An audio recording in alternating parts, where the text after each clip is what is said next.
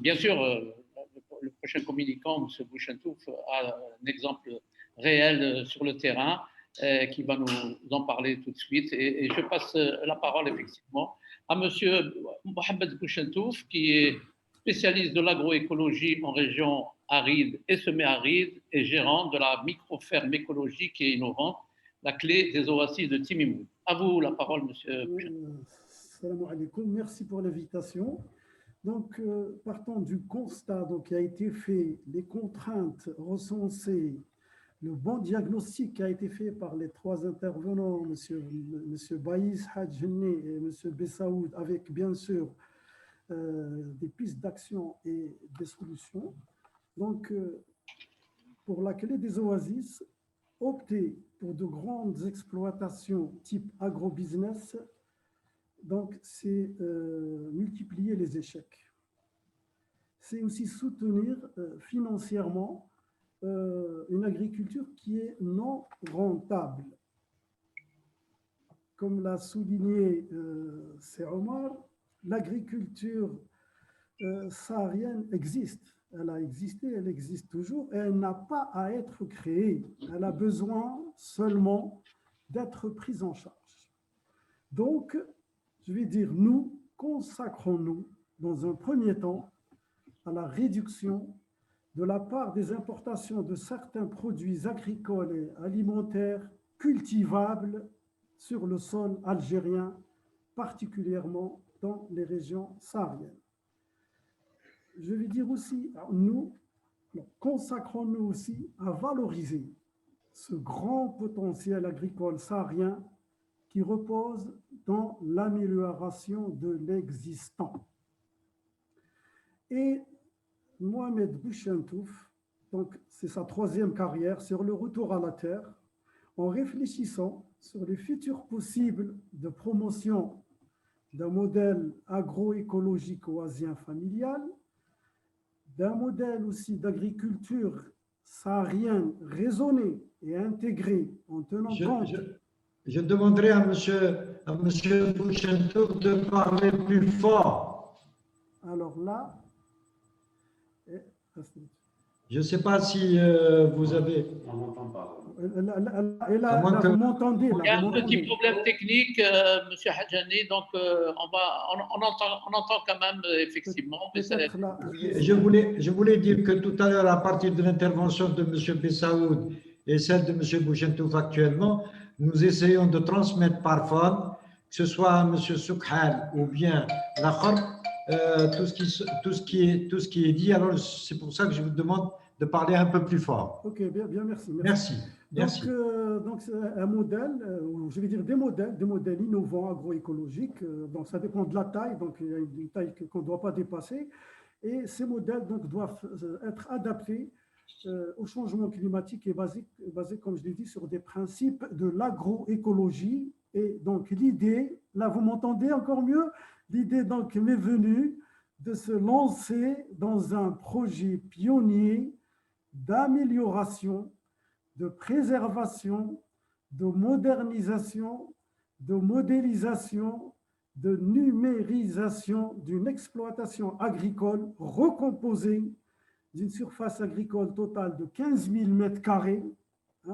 C'est mieux en mètres carrés.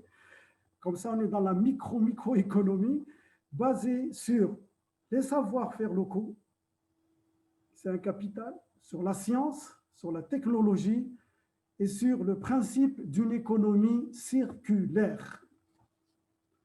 Donc le but est d'inventer l'oasis numérique de demain avec de nouvelles façons de travailler et apprendre ensemble, d'améliorer le travail de l'agriculteur, de produire plus avec moins et protéger, comme l'a été souligné par les trois intervenants, sans nuire à l'environnement. Donc, cette micro-ferme, je vais dire pédagogique, expérimentale, se veut une référence, une véritable plateforme d'apprentissage, de partage d'informations techniques, d'investissement dans la connaissance et de valorisation de l'être humain de diffusion aussi du progrès technologique et de vulgarisation des bonnes pratiques, visant, bien sûr, comme il a été évoqué plusieurs fois, visant le renforcement de la durabilité des oasis avec une autonomie des agriculteurs. Alors, où est situé ce petit projet, ce micro-projet? C'est au milieu des milliers d'exploitations agricoles de mise en valeur dégradées et en difficulté au niveau du périmètre de mise en valeur de Badriyan Timimoun. C'est à 15 km donc, du chef-lieu de Timimoun, de la commune ou bien de la wilaya déléguée, dans le grand, je vais dire, grand sud algérien. Et c'est une région qui est caractérisée par de fortes contraintes, mais beaucoup plus par la présence d'un potentiel de développement. Donc, avec une méthode de travail, une démarche raisonnée et maîtrisée, un diagnostic rapide et participatif sur ces 15 000 mètres carrés, je sais faire la conception d'une maquette, un plan d'action, de la réhabilitation jusqu'à la numérisation, un budget, un planning de réalisation, le lancement des chantiers, une supervision avec un dispositif de suivi et d'évaluation. Donc là, si vous permettez, cette micro-ferme se veut aussi un véritable moteur de changement, de transformation, de valorisation du métier d'agriculteur, se fixant comme objectif l'accompagnement des bénéficiaires des terres de la PFA, du passage du statut de bénéficiaire de projets de mise en valeur datant depuis plusieurs années à un véritable statut de producteur et je vais dire de petit entrepreneur, c'est-à-dire dans le domaine de la commercialisation, le commercial. Donc là, il faut apprendre à produire autrement, c'est-à-dire mettre au point et diffuser de nouvelles pratiques agronomiques et d'élevage. C'est préparer les agricultrices et les agriculteurs de demain à produire plus durablement, plus efficacement. C'est repenser le rôle des petites exploitations agricoles. C'est démontrer qu'il y a des modèles de croissance agricole possibles afin d'assurer une plus grande durabilité, que le renouvellement des générations d'agricultrices et d'agriculteurs est un enjeu majeur. C'est opter aussi pour une exploitation raisonnée des différents aquifères et des nappes. Donc la micro-ferme, la clé des oasis est au service des agriculteurs et elle fera rayonner ce qu'elle a de meilleur, bien sûr avec d'autres acteurs à fournir aux producteurs sur tous les plans, dont l'accompagnement des jeunes, comme vous l'avez cité avant, qui représente un nombre important. Dans le modèle de la micro-ferme, le système de culture de 5 étages ou niveaux va permettre la valorisation optimale des surfaces de culture et va favoriser des complémentarités entre les cultures ou bien les plantes cultivées.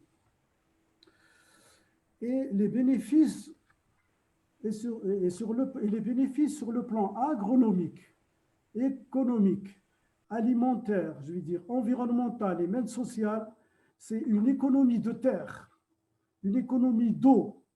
Pourquoi une exploitation de 5 hectares alors qu'avec 1,5 hectare ou 2 hectares, on peut avoir la même productivité, la même production, les mêmes rendements, la qualité sur une surface de 2 hectares? Pourquoi?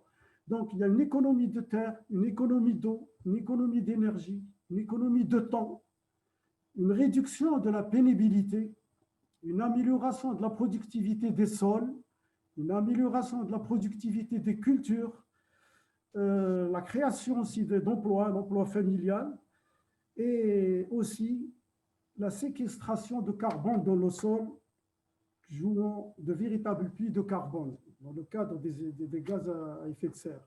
Donc, repensons la stratégie de développement de l'agriculture saharienne et pré-saharienne par le choix judicieux de la taille des exploitations agricoles qui est déterminant pour une meilleure gestion et pour répondre aux différents besoins produits agricoles et alimentaires de la région donnée, parce qu'il y a 14 régions naturelles Ça, c'est l'étude du BGRS, j'en parle 2 minutes tout à l'heure, et du pays. Optons aussi pour des modules standards, reproductibles, d'exploitation familiale, de taille, je vais dire, moyenne entre 20 et 50 hectares. Pour celles de 50 hectares, avec un pivot ou rente frontale de 30 hectares. Pourquoi? Parce que c'est le minimum souhaitable pour amortir la structure et répondre donc au débit du forage. Et la concrétisation donc d'un parc composé de 50 chefs, je vais dire, d'entreprises agricoles ou ménages, c'est des chefs, c'est des ménages, des familles, soit un périmètre agricole de 2000 hectares à rechercher. Donc on pourra, à travers la recherche, à travers de véritables études pédologiques et non de simples quadrillages sur des cartes, donc identifier ces périmètres de 2000 hectares qu'on peut reproduire avec les aptitudes des sols, etc. Donc tout repose sur les études pédologiques. Le choix judicieux aussi des cultures sont les éléments déterminants du cycle de l'eau et de l'état de santé des sols.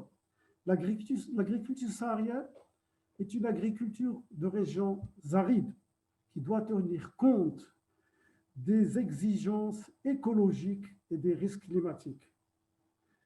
Valorisant, je prends le cas de la qualité des oasis, on a essayé des semences locales. Valorisant les semences locales, il y en a des lentilles, il y a les fèves, il y a toute une gamme de... Se référer à l'étude du PDGDRS 96-2000, un outil qui a été conçu donc pour le suivi, le pilotage, l'aide à la décision et de planification régionale, dont je propose une actualisation après 20 ans. Il va permettre, donc cet outil va permettre de situer le moment présent, le comparer à la vision initiale de cela fait 20 ans et aidera à la décision pour les choix ou les prochains choix à opérer. Je vous invite donc à venir découvrir le Gourara ou l'Oasis Rouge avec ses richesses, son patrimoine historique, culturel, écologique, agricole, touristique, environnemental. Découvrir aussi le projet de la clé des oasis et des autres projets. Que Dieu bénisse nos travaux pour le bien et le bonheur de l'humain, de la nature, de notre agriculture et de notre pays, en vous remerciant de l'attention portée à ma courte et efficace intervention.